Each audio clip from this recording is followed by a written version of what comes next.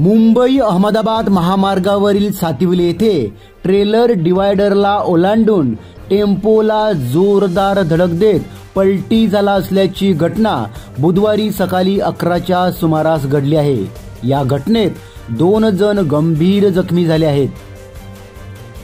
Cable रोलने भरलेला trailer गुजरातहून मुंबईच्या दिशेने जात असताना अचानक मोटरसायकल चालक समोर आल्याने त्यास वाचवण्याकरता ब्रेक दाबल्यामुळे ट्रेलरवरील ताबा सुटून ट्रेलर हा डिवायडर ओलांडून मुंबई गुजरात वाहिनीवर जाऊन आयशर टेम्पोवर आदळला व पलटी झाला।